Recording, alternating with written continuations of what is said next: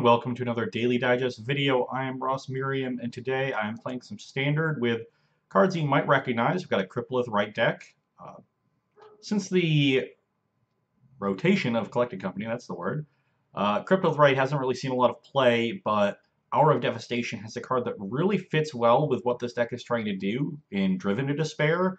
Card that plays very well when you're able to flood the battlefield early with a bunch of small creatures. When you get to 4 mana, you cast this effect that might just be draw 3, discard 3, this huge swing. So we're going to see if that can improve the deck and give it a really powerful play that it's been lacking since Collected Company left the format. And this hand, let's see, I'm on the draw, right? No, I'm on the play. Perfect. This hand is a little mana heavy, but we do have 2 utility lands. So we should be able to use our mana pretty effectively, and Weaponcraft Enthusiast will specifically make 3 bodies for Cryptolith Rite, so we're going to have tons of mana. Start using, maybe go for an early Westvale Abbey, we'll be able to deal with a creature. So I think this is a fine keep. See what our opponent does. They have also kept. And I will play Loam Dryad. Remember this one? It's been a while. They don't make mana creatures like they used to. A little red deck. Not sure how this hand or this deck is going to stack up against red aggro. If they draw a lot of 1-toughed creatures, we should be good. Shock there is fine. It doesn't really affect how I'm playing. And now I think I play Carrier Thrall over the right. I'm just going to prioritize getting bodies onto the battlefield, and then when I play right, I can recoup mana from it immediately. So let's get this Carrier Thrall into play. See if they want to shock that one.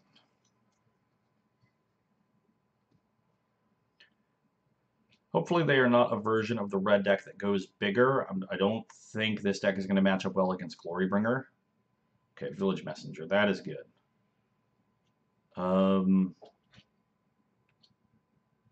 I probably want to trade here. Okay, well, my opponent does not want to trade. That makes sense.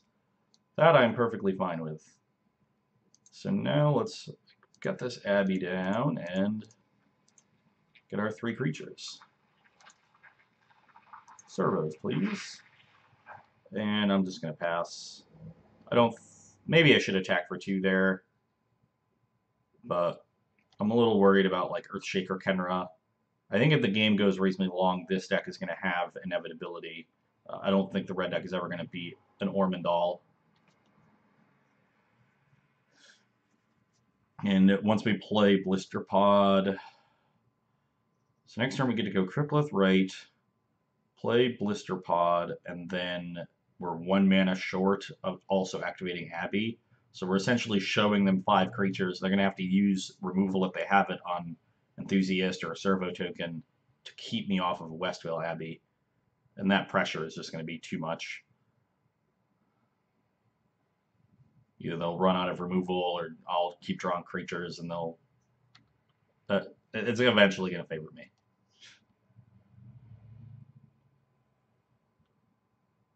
Okay, On-Crop Crasher, not surprised. This we might see an attack from.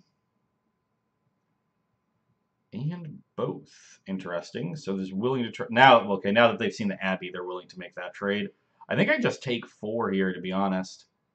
Maybe I should have attacked for 2. Yeah, that 2 could end up being important because I need to get them to 18, so Ormondal is a 2-turn clock. But I don't think I want to block here. I think I want to threaten the Ormondal next turn, so I'll just take 4. I have a high enough life total. This isn't going to untap. Blooming Marsh, not great. Oh no, not Blisterpod first. This one first.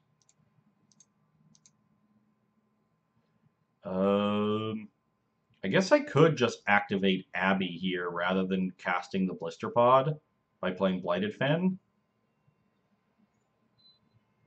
But I do just want to get some damage in. Yeah, I think I'm just going to cast the Blisterpod, play Blooming Marsh, and attack for 2 with the servos. That way I leave back both blockers that leave another thing behind. So yeah, let's just attack for 2. This will get them to the 18 we want. We have a couple blockers back, and should be able to make an Ormondal pretty soon. Maybe I'm supposed to hold the Abbey for a little while, so because I doubt they would have attacked with Messenger had I not played the Abbey. Another Crasher. Unless it's coming with a shock. No, a Fervor, that's fine. I will gladly chump block this 4/4, go to 12, and then start Ormondaling.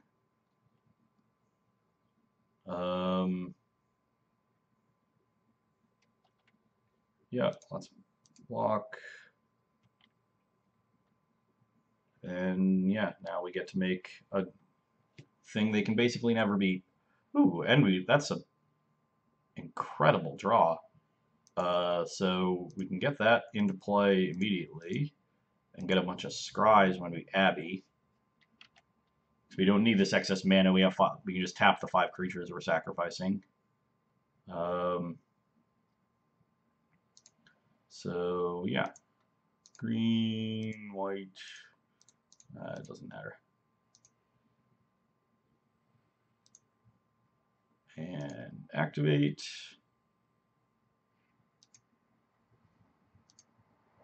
Now we'll get 5 scries out of the deal. Not bad. Not sure what exactly we're looking for. I guess, yeah, okay, yeah, they just concede to the Ormondal.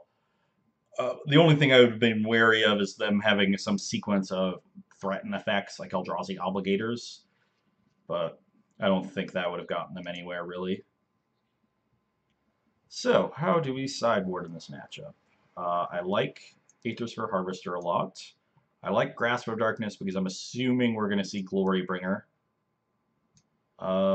Not exactly sure what this does. I don't think I need the life gain. Is this good if I'm trading off a bunch of creatures?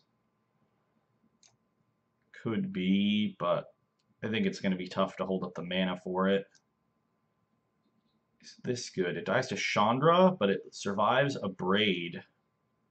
And I think you need some reasonable ways of going over the top of these aggro decks. I'm good at staying with them. Honestly, as much as this is the card I'm trying to test out here, I think it's probably the worst card in the matchup. It doesn't affect the battlefield. I want to trade pretty aggressively in the matchup. So I think that is the cut, at least the first cut, and then I need to cut something else. And I don't think I want any of these.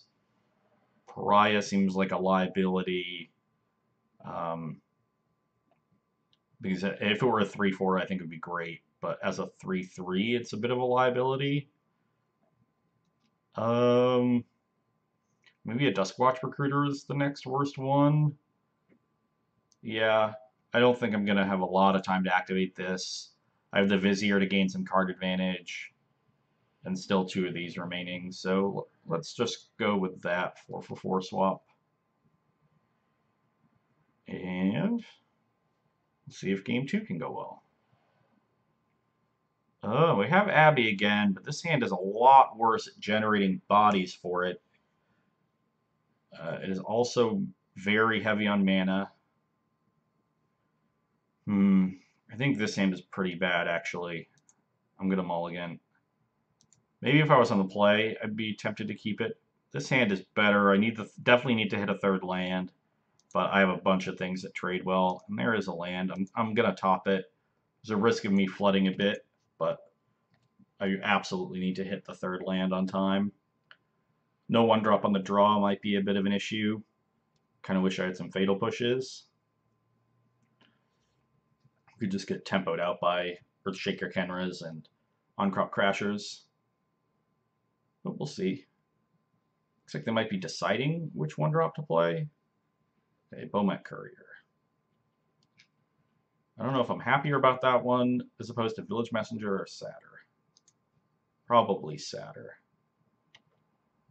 them having the ability to draw cards is very nice, and I don't have ways to actually remove it, so this is, even if my recruiter uh, keeps it at bay, they're going to be able to eventually attack with it, get a third card under it when they want to, and then sack it during combat. So that's likely going to turn into 3 cards at least at some point. Good chance of 4 if they just have a removal spell here, or if they have an On-Crop Crasher or Earthshaker Kenra. So one of 15 cards in their deck. No Magma Spray though, so that's nice, or Shock. But, okay, Cut. A little surprised to see Cut in their deck against me, but I think I'd rather get Sifter down first. Either one generates 2 bodies that trade with what's going on here. But this one lets me get some scries in. Okay, I'm at 15, but this courier is definitely an issue. It is going to draw at least 4 cards now. Although the good news is that they missed their 3rd land drop, so okay, well they hit it now. Missing land drops actually makes courier significantly worse because it's harder to empty your hand. Ugh. Not a fan of seeing that. There's another card that can really take over a battlefield, but I will soldier on. Now they need 2 ways to get through blockers in order for the garrison to be able to attack freely. But if they just have 1 removal spell, they might send an alpha and force me to block it. Ugh. Well, now I've got 2 of them to worry about. Looks like they're just trying to set up some really big attack. Interesting. My initial plan was to just play 2 Enthusiast Seer, sacrificing a Scion to do so, and go as wide as possible. Alternatively, I can play Vizier and hope to find something off the top.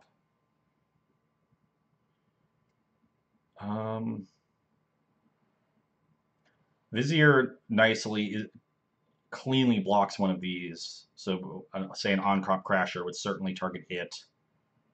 Say I have Vizier and hit nothing, and they just have Crasher, and they target Vizier, attack with everything. Suddenly they have 9 attacking creatures to my 4 blockers, and I would likely just double block the 2 garrisons and take 6. That brings me to 9. I would trade 2 Scions for 2 garrisons and have 3 bodies to their 7. But I'd be able to untap and play a bunch of Enthusiasts to trade down and hopefully find like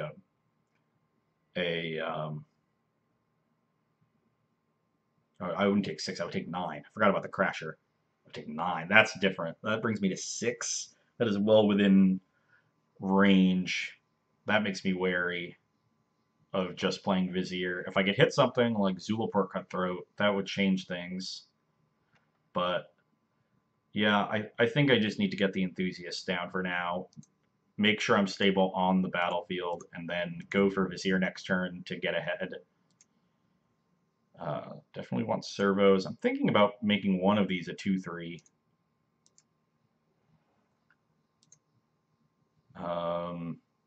Is Blisterpod good? I don't think so. I want something more impactful. I just said I didn't want that Moto. Never listens. Is a 3rd 2/3 worthwhile? Like the 0-1 body is so irrelevant right now when I don't have any way to leverage it. But the extra 1/1s are nice. I think the extra 1/1s are better, given their battlefield, and they're about to try to make a bunch of 1/1s with garrisons. So let's make servos. Also, if I find a Westvale Abbey off the top, that'll be great.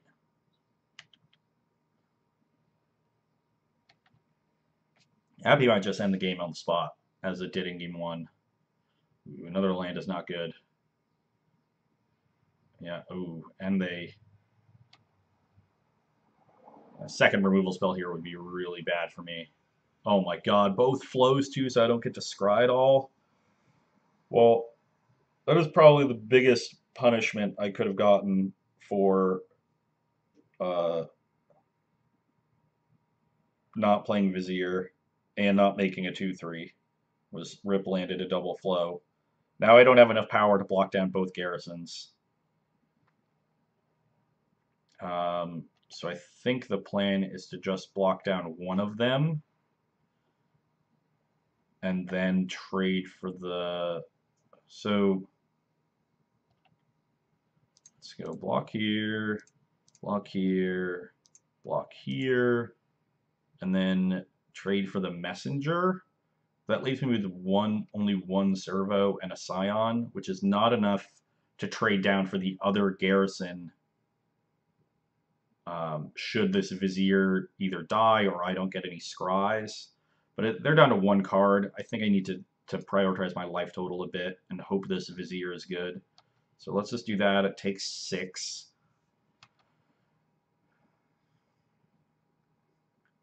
2 flows for my two catacomb sifters is really rough. Uh,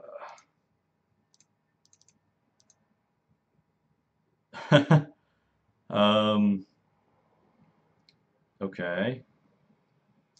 Well, can't cast that, so I guess we're just on pass and hope their last card isn't that good. Although this is the turn now that they're going to be able to draw 4 cards with Courier and gas back up. So we're in a bit of a pickle here.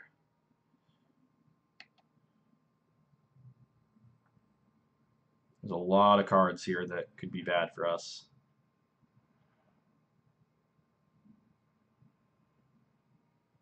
Hazaret is, yeah, probably one of them. This provides a good amount of reach. So we're already at 9.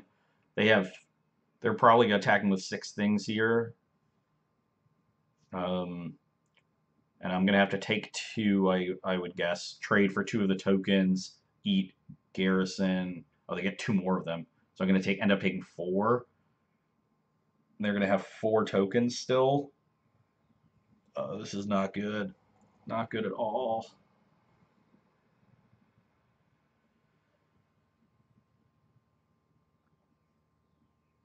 Yeah, if I'd been able to trade down for both garrisons last turn, I'd be in better shape.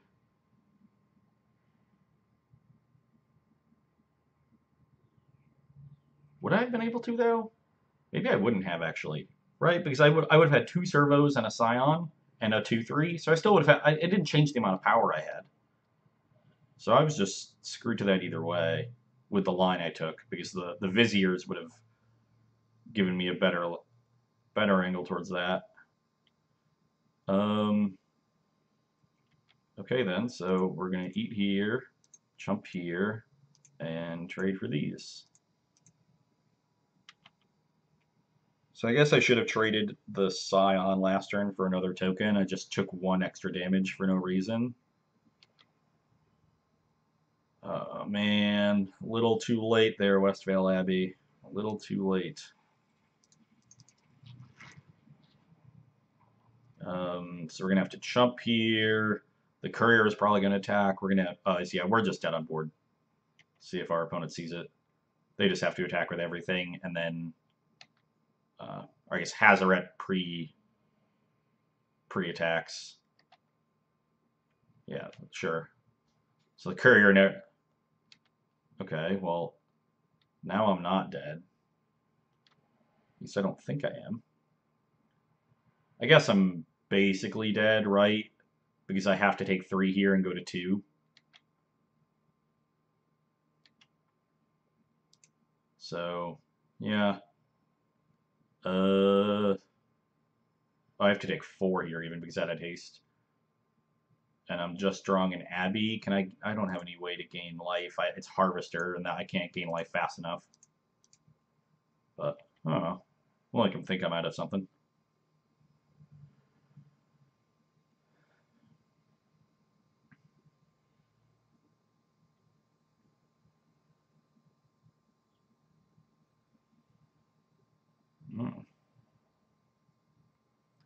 Yep.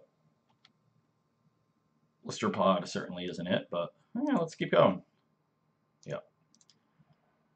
Okay, well, we weren't really able to assemble anything great there. We didn't find Cutthroat.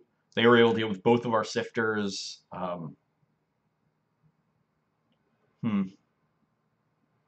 Pariah would have been pretty good at certain points there. I don't know how many lands I had before they started attacking.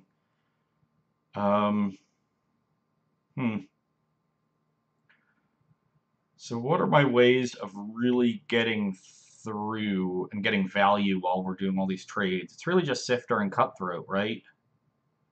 Or just racing them with Westvale Abbey? Do I have any other plan? Should I try to go over the top with Sky Sovereign or Pariah? I guess if they're playing cut and flow, so they don't have a lot of instants for Pariah, this card might be better. But I have to hope they haven't attacked with garrisons. So that really limits the effectiveness of this card. I think I'm just going to stick with what I have. I don't really want to add more high drops to my deck either. But I will play first. And I will be sad at this hand not having a black source. I keep drawing this Blighted Fen and it keeps being really bad. Can I keep this? And if I draw a black source quickly and they don't interact, I can play Vizier on turn 3, but I don't know how good that is. There's a Cryptolith Rite. I think I have to keep this. I just have to hope to draw some cheap creatures, which my deck has plenty of, so that is not one of them. They kept 7. Okay. I'll just hope to draw. Catacomb Sifter would be great, or Enthusiast would be great. Because we can pretty quickly go off with Vizier. Not a fan of seeing Omet Courier, but let's play a blocker for it. I think I would actually pretty gladly make that trade. There's certainly no guarantee that I get to make it with Earthshaker Kenra and removal spells being in the mix. Yep, there's a Kenra. Mono red decks are pretty good at things that are trying to block. I think it might be that I just really need to Abbey quickly in this matchup. And there's Abbey, but we don't have any way to leverage it. And I'm definitely trading away this Cutthroat when I get a chance, so just haven't found all the pieces yet. I'm not sure how much more time we're going to have. The Sunscorched Desert is a good sign. I don't think they would play it if they had more mountains in their hand. So they might have some awkward mana here. Interesting. Well, I'll gladly block here, and if you want to sacrifice it, that's fine. Okay. Hopefully they don't have a cut for this Vizier.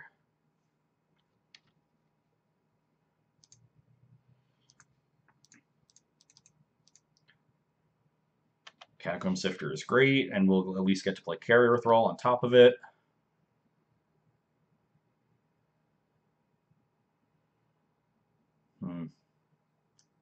Be interesting how my opponent attacks here, if they send the Kenra or not, because they can bluff. Ugh. Not good, not good. Okay, surprised they wouldn't send the Kenra because I just get to block this for free anyway. But I guess they can just set up for an attack later. They are stuck on lands, and we're close to Abbeying. We just need to buy a little bit of time. Carrier Thrall should help a lot there. I could play both Sifters here by cashing in the token, but I think I'd rather Sifter. Oh, I can just... Hold on, what am I doing? I can just Sifter off the top. Even better. Ooh, that should be good too. And I guess I could tap the Vizier to play another Sifter, but I think I need the Vizier blocking, so let's play Carrier Thrall. I'm now on... I guess if I only block one thing, only block with Carrier Thrall, I can technically Abbey next turn if they have nothing. So we'll see how they play it here. Would be surprised if they don't have some piece of interaction. But we're pretty close to out of the woods at this point.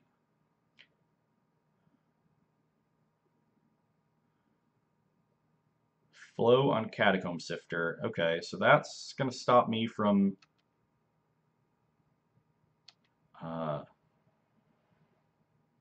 Abbeying next turn. But their attack here is not great. I can double block the Karizev with Vizier and Carrier Thrall and trade for the Kenra. I think given that I'm gaining life and I'm going to be able to play a bunch of things next turn and have a good board, I'm not as concerned about Abbeying. I just want to protect my life total.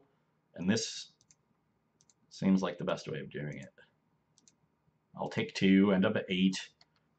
I'll still have a Scion in play and a Vizier. And them not hitting land drops here was a big deal because I just needed a little bit of time to get this Vizier online.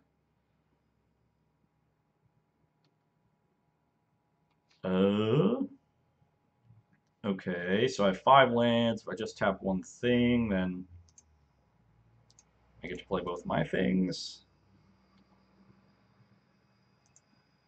So let's do that.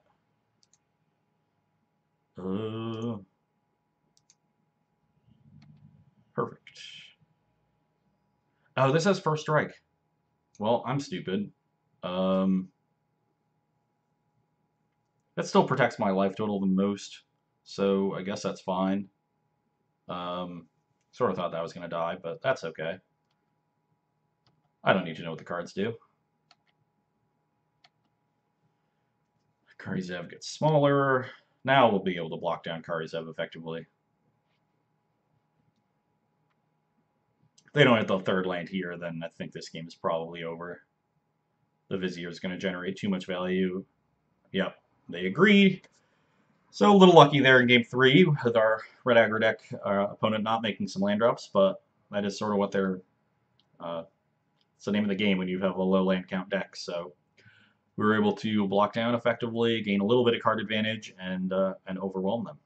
Hope you enjoyed seeing the Black-Green Rights deck in action, and you can come back and... oh man, my hair's going nuts. You can come back and see me on Monday. Bye.